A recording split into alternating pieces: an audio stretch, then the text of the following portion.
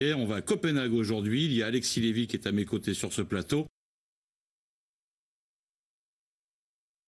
Bonjour à toutes et à tous. Effectivement, un plateau assez exceptionnel sur l'hippodrome de Copenhague pour l'épreuve phare du calendrier danois des trotteurs attelés avec cette Copenhagen Cup.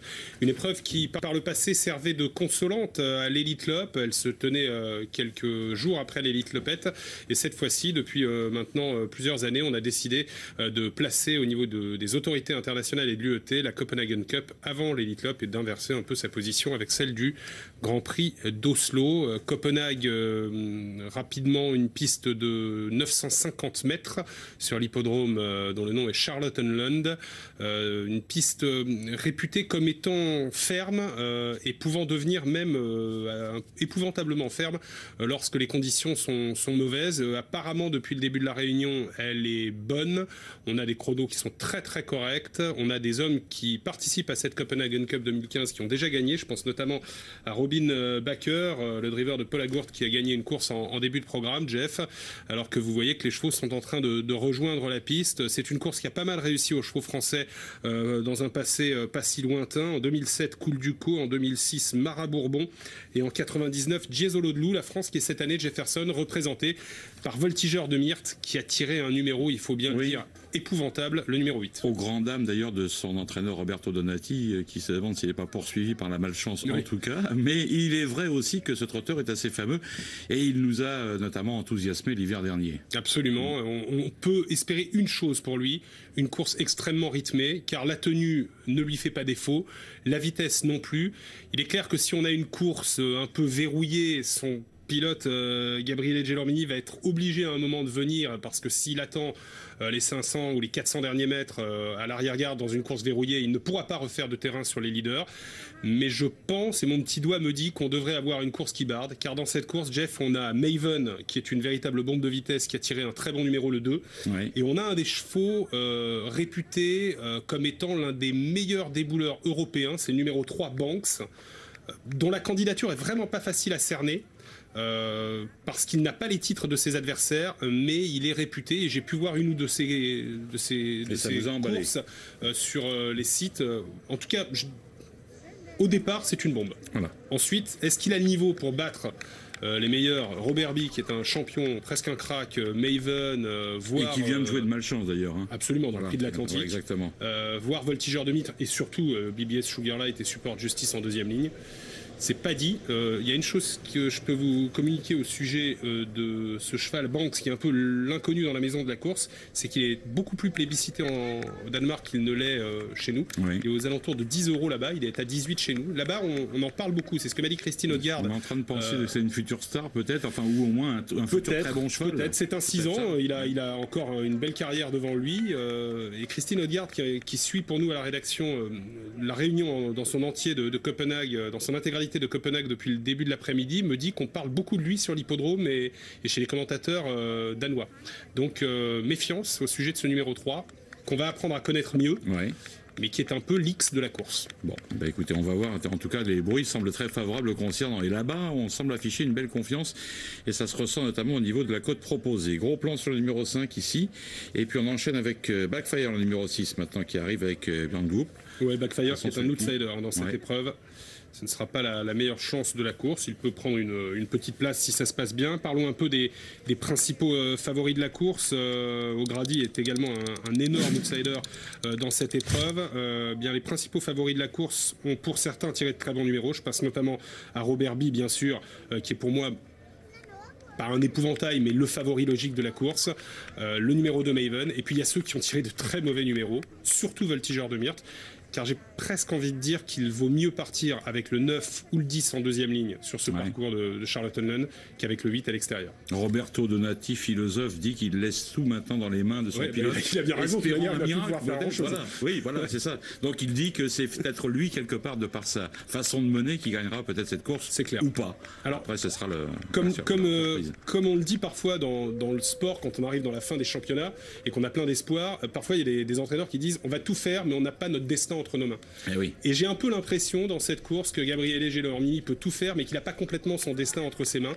Ce qui serait super pour lui, c'est que les autres roulent un peu pour lui, justement. qu'il y ait une petite bataille en début de course, pourquoi pas, entre Banks et Maven, que BBS Sugarlight et Support Justice, qui ne sont pas des feignants dans un parcours, normalement viennent à mi-course, pourquoi pas faire une petite escarmouche. Et dans ce cas-là, Gabi Gelormini, s'il peut pister, son cheval va finir, c'est certain. Support Justice, je le trouve très très beau physiquement. On vient de le voir passer il y a quelques instants. Il vient de perdre 10 points quand même, ici, Alexis. Un trotteur qu'on connaît, puisqu'on l'avait vu notamment remporter le championnat européen des 5 ans chez nous. Et qui a été décevant, il faut bien le dire, lors de l'Olympia Travette la dernière fois. Mais son entraîneur a déclaré depuis que le cheval avait vraiment besoin de ça et que le fait qu'il ait pris une course dure l'autre jour lui aura certainement permis d'arriver à un niveau supérieur physiquement pour cette échéance. Absolument. Classique Grand Cru, le numéro 12 4. 12 ans pour Classique Grand Cru. C'est ça, c'est le tonton de la course. Qui a terminé 5e en 2011, 2e en 2012 et 7e en 2013 de cette course. C'est une deuxième chance avant le clou. Voilà, puis là on voit donc le clan français représenté par Voltigeur de Myrte qui a l'air vraiment très réveillé sur cet échauffement. Accompagné par Gabi Gelormini, ici Backfire, et pour réchauffer un peu le cœur des preneurs de Gabi Gelormini et de Voltigeur de Myrte, c'est un hippodrome où on peut gagner avec le 8, ça a été le cas depuis le début de la réunion. Il y a un numéro 8 sur ce parcours qui a gagné. Bon. À ce niveau-là, évidemment, à ce niveau-là, c'est pas forcément la même paire de manches. Voilà, pour Voltigeur de Myrte, la cote actuelle est de 8,30 €, si je ne m'abuse. Oui, c'est ça. 8,30 chez nous, et au niveau des opérateurs scandinaves, le cheval est un peu plus plébiscité à 6 €. Voilà, c'est le numéro 2 Maven. Ouais, Maven, bon bah là c'est la vitesse pure, c'est une jument qui n'a absolument pas été ridicule durant toutes ses tentatives en Europe depuis le début. Elle a été confrontée à des tâches beaucoup plus faciles depuis sa tentative dans le critérium de vitesse. Où elle est terminée deuxième, mais c'était un peu un de ses titres de gloire. Absolument. Et elle a aujourd'hui un très très bon numéro, bien meilleur qu'elle ne l'avait lors de l'Olympia Travette. Voilà, on voit plusieurs chevaux passer les uns après les autres. Ils sont pour la plupart très très bien. Celui-ci avait réalisé quelques performances de premier plan quand il était entraîné par Fabrice Souloir. On se souvient que ce cheval avait battu Ursule Dubouffet à la régulière lors de l'été 2014, qui est une super jument. Il a rejoint les box de Knut Monster à la fin de l'hiver après une très bonne sortie dans le prix de Brest. Peut-être un des outsiders amusants de la course, Ripé Merci, à 53 contre 1. Voilà, c'est pas une première chance, mais pour les jeux de combinaison, qui sait, un cheval qui sait finir ses courses. Et voilà le numéro 9, BBS Sugarlight, qui avec un numéro entre 2 et 5 aurait été pour moi l'épouvantail de la course sur ce qu'il a fait la dernière fois, évidemment dans l'Olympia Travette. On sent en tout cas qu'il est timide favori. 4,70, c'est une position en vue, certes, mais c'est pas un ultra favori. On se méfie beaucoup. Non, il y a le numéro. Et voilà. Il y a le numéro qui est vraiment. Voilà, les gens se disent que finalement, c'est pas forcément une partie de plaisir avant coup. Précision d'importance, Jeff, je vais donner les ferrures à 2 minutes du départ, parce que vous ne les avez sûrement pas sur les différents sites d'infos français. L'As Robert B déféré des 4, le 2 Maven déféré des antérieurs, le 3 Banks déféré des 4, le 4 Classique Grand Cru déféré des 4, le 5 Ripé Merci déféré des 4, le 6 Backfire déféré des 4, le 7 O'Grady est le seul concurrent intégralement ferré de la course, le 7 ferré des 4, le 8 Voltigeur de Myrte déféré des 4, le 9 BBS Sugarlight déféré des postérieurs et le 10 Support Justice déféré des antérieurs. Voilà, et notez que le départ c'est à 50, c'est-à-dire dans moins d'une minute maintenant. On a un tout petit peu décalé ce départ, donc il va intervenir bientôt. Avec donc à travers les échauffements, bonne note pour le 10. L'As également, qui avait l'air très très bien, Robert B. C'est un super cheval qui a été très malheureux dans le prix de l'Atlantique. Bon, sans non plus que Robin Baker ne cherche à vraiment ne pas l'être. Voilà, il n'a pas tenté l'impossible, il n'a pas voulu tirer en dehors. Il est resté dans la boîte jusqu'au bout. Le cheval a fait une très belle course, ça lui aura sûrement servi, et rappelons quand même que ce cheval avait l'an passé tout simplement gagné le Grand Prix de l'UET. Donc c'est un concurrent de très grande classe qui a beaucoup de titres. Il a gagné le derby italien à 3 ans, il a gagné le Grand Prix Mio Orsi Morangeli. C'est le concurrent le plus titré de la course. Voilà, on va bientôt passer sous les ordres donc pour cette importante confrontation à Copenhague dans quelques instants. Course de groupe 1 disputée sur 2011 mètres, je le rappelle. Voici un grand plan de nouveau sur Support Justice, le numéro 10, qui est vraiment superbe. Et à ses côtés, BBS Sugarlight, donc, dont on vient d'évoquer la candidature.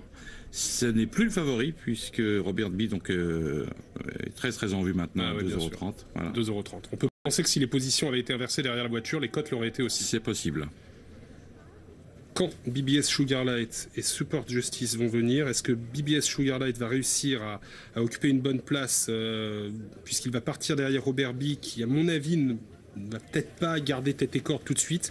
Ça peut être un piège pour BBS Sugarlight. Alors vous voyez que Voltigeur de Myrte est déjà en train de coller complètement à l'extérieur. Il est bien tendu, le cheval de Roberto Donati. très tendu. Le 3, on va le surveiller évidemment de son couloir. Banks, qui a la réputation d'être un débouleur hors pair et qui affronte là un lot très relevé évidemment. Alors, est-ce qu'il y aurait un faux départ par hasard? Je vois les chevaux qui reprennent un petit peu. Que se passe-t-il? Écoutez, apparemment... Non, pas de faux départ, non, mais je pense que c'est curieux. Non, pas de faux départ. Alors, pas de faux départ, on est parti. On va partir avec Robert B donc en dedans. Regardons Banks, regardons également le départ de Voltigeur de Myrte et des 2 chevaux de la seconde ligne. Et vous voyez que Banks est vraiment un débouleur exceptionnel. Il a pris le meilleur très facilement dans les premiers mètres de course sur le numéro 6, Backfire, qui est bien parti, et Gabi Gelorni qui a décidé de démarrer avec Voltigeur de Myrte, Kazakh jaune complètement à l'extérieur. Le numéro 8, Banks, qui a fait parler la poudre en début de course. Le numéro 3 et qui s'installe au commandement. Deuxième place pour l'instant pour le numéro 6, Backfire. Roberto, le cheval de Roberto Donati, Voltigeur de Myrte, vient en 4e position dans le sillage de Maven, mais va se retrouver bientôt né au vent, car on reprend avec le numéro 3 Banks, qui va permettre à Johnny Tacter de s'installer en tête avec Maven, et du coup Gabi Gelormini va devoir rester à 2 ou alors faire un effort terrible pour relayer la jument américaine. Maven qui est le meilleur, le numéro 2 pour aborder le deuxième tournant. Le numéro 8 Voltigeur de Myrte qui est en 2e position devant le numéro 3 Banks. On a un peu plus loin le 6 Backfire, alors que l'As Robert B a été repris en début de course par Robin Baker, mais a été décalé de la corde pour venir dans le sillage de Voltigeur de Myrte. Pas question pour l'instant des 2 chevaux de la deuxième ligne, le 9 BBS Sugarlight et le 10 Super Justice. Passage devant les tribunes à un peu plus d'un tour de l'arrivée dans cette Copenhagen Cup, avec toujours Maven qui a le meilleur dans son sillage. Le numéro 3 Banks à l'extérieur. On a Voltigeur de Myrte, alors que vous voyez que Maven est en train de contrôler l'épreuve. Attention à Robert B qui a un super parcours dans le sillage de Voltigeur de Myrte, qui est un cheval qui a de la moelle et qui va sûrement l'emmener assez loin. Backfire a quitté la corde en compagnie également de Ripé Merci et le classique Grand Cru. Toujours à l'arrière le 9 BBS Sugarlight et le 10, il s'agit de Support Justice. Banks qui a le meilleur pour aborder les 800 derniers mètres de course dans le sillage de Maven, l'animatrice. Voltigeur de Myrte en 3e position devant Robert B, avec toujours côté corde la présence de classique Grand Cru et surtout de Backfire, le numéro 6. Le bout de la ligne d'en face dans quelques instants, il reste 600 mètres de course et Maven qui contrôle depuis le départ. Le numéro 2 avec dans son sillage le numéro 3 Banks qui commence à trouver le temps long, on lui a débouché les oreilles. Voltigeur de Myrte et maintenant veut dépasser à son extérieur par Robert B, alors que le numéro 6 Backfire est malheureux dans le sillage du numéro 3 Banks qui faiblit. Le 4 classique Grand Cru et plus loin il n'est pas question pour l'instant du numéro 10 Super Justice et encore moins du 9 BBS Sugarlight qui est à l'arrière, entrée de la dernière ligne droite dans quelques instants avec Maven qui a toujours le meilleur nettement et qui se détache de Robert B, avec Banks qui essaye de garder une place aux dépens de Voltigeur de Myrte. Maven qui a le meilleur, mais Robert B qui fonce sur elle maintenant. Maven le 2 contre Robert B là à l'extérieur. Robert B qui va venir s'imposer aux abords du poteau avec Robin Baker, décidément toujours en grande réussite. 2e place pour Maven et j'ai l'impression que Voltigeur de Myrte a gardé la 3e place. Jeff, on va revoir ça sur le ralenti. Exactement, c'est une belle course-poursuite. Robert B, le numéro 1, qui a donc mis toute sa classe à l'œuvre ici pour s'imposer. Il vient tout à la fin toiser son rival sur le fil, mais finalement il gagne assez sûrement. Regardez. Très facilement après un parcours exceptionnel. Voilà, exactement. Regardons si Voltigeur de Myrte a conservé face au numéro 6 Backfire la 3e place. Troisième place. Et 3e, Voltigeur de Myrte, il fait une très belle course. Oui, alors 1 et 2. Ensuite, le numéro 8. Et j'ai l'impression que le 6 est 4e. Ça doit être ça. Et puis un petit retour quand même assez intéressant de Support Justice. Pareil, un petit peu. Qui n'a pas fait la course. Non, voilà, il a constamment attendu derrière, mais il n'a fait que la ligne d'arrivée, la ligne droite, et c'est pas trop mal comporté. Voilà, c'est évidemment un gros handicap, on le sait. Ses places derrière l'autostart. Nous allons tout de suite sur l'hippodrome de Longchamp, où se prépare donc ici la Coupe d'Europe des chevaux arabes. On va découvrir les participants de suite. Ils sont 11 au départ. Effectivement, Jefferson, ils sont déjà en piste. Bonjour à vous pour la Coupe d'Europe des chevaux arabes.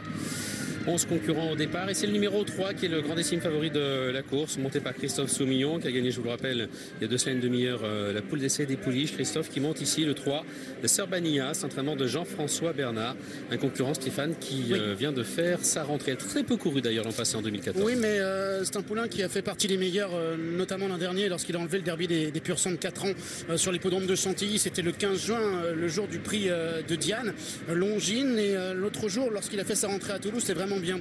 Il avait patienté à l'arrière et il terminait dans une très pleine action avec Jean-Baptiste Hamel. Il était battu par Gandafar Kaledia, Amar et Wata qui ne sera pas là ici, mais l'impression visuelle était vraiment très bonne. Bon, après il y a 1,90 €, c'est vrai que la cote est extrêmement basse pour ce cheval qui va essayer de remporter sa 4e victoire pour sa 7e tentative. 1,90 € pour le fils d'Amer. Amer qui est un étalon qu'on va retrouver également ici comme père d'Amar, le numéro 4, et de Valentin, le numéro 6.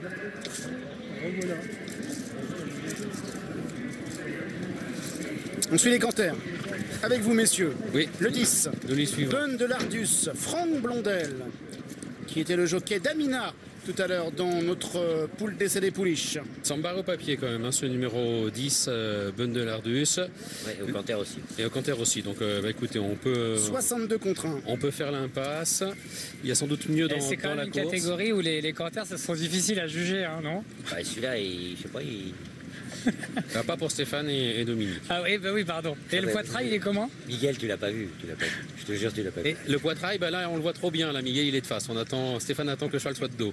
Allez, j'ai une course de référence à proposer aux téléspectateurs. Miguel, sur le numéro 1, Cadan Phare, Al Khalidia, qui s'est classé deuxième pour sa rentrée. C'est sur les ponts de Toulouse. On voit tout cela en image. Il progresse là à l'extérieur. Heureusement que je suis une bonne poire. Hein. Les Gandafar, Al Khalidia qui va venir terminer deuxième. Deuxième devant qui? Amar qui est troisième. Sir Baniyas cinquième. Jettaoui sixième. Bun de l'Ardis septième. Et Valentin qui termine huitième. C'est JB Ekem qui sera son partenaire. Regardez-le. Il progresse en dehors. L'entraînement de Jean-François Bernard. Il refait du terrain. Pas mal de terrain, mais pas assez pour battre Al-Moufawak. Amar est troisième. Vous voyez qu'il progresse troisième. Bah, on a affaire à ce qui se fait de mieux en 4 ans et plus sur 2000 mètres au niveau des pur sang arabes. C'est le 10 qui chante. Franck Blondel a beaucoup de mal à le mettre en condition de course, ce cheval. Je l'ai trouvé très distrait déjà au canter d'essai. Et là, derrière les boîtes, il se montre encore un petit peu plus distrait. Là, c'est très très beau, très bien présenté. Mais bon, comme d'habitude, Jean-François Bernard qui nous amène toujours des pur sang arabes à la fois de qualité, mais présentés dans des états exceptionnels. Ouais, son élève, là, Sir Baniyas, qui devrait courir en progrès sur sa course de rentrée après quasiment un an d'absence et prendre sa revanche, pourquoi pas, sur Gadan Phare, Al Khalidia et Amar. C'est la ligne de Toulouse du 17 avril que nous vous avons proposé tout à l'heure. Oui, il a refait beaucoup de chemin ce jour-là. C'était très bien. C'était très bien.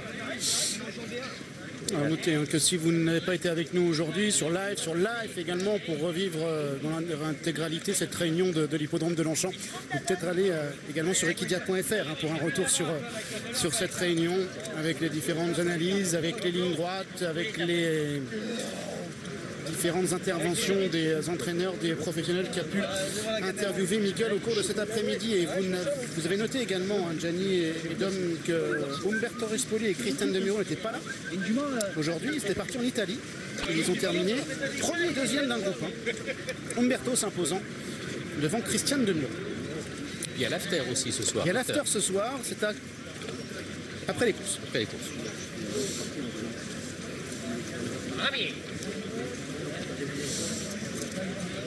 Thierry Jarnet monte Valentin, c'est ce cheval gris qui va porter des œillères pour la première fois aujourd'hui. Bien battu quand même. Volters. Bien battu, hein, Stéphane, excusez-moi, dans la course référence du 17 avril. Ce qui explique sa cote de 14 contre 1. J'aime bien le 9. Le 9 c'est Phare. C'est une jument, elles sont deux au départ. Il y a Pradateus. Phare qui connaît Longchamp. Hein. Oui, très bien d'ailleurs. Qui connaît Longchamp, puisqu'elle a couru la Qatar Arabian World Cup le 5 octobre dernier. La plus grande course pour les pur sang arabes du monde. Elle était quatrième. Ce jour-là, Cadan Phare El Khalidia se classait sixième. Il y avait Valentin qui était dixième. Delphine Santiago avec une toque rouge. Sachez que son compagnon de Kazakh, le 8 Speed Pokosak, qui est aussi d'origine hollandaise, portera une toque bleue également pour l'entraînement Ottermans. Départ dans un petit peu plus de 2 minutes pour cette Coupe d'Europe des chevaux arabes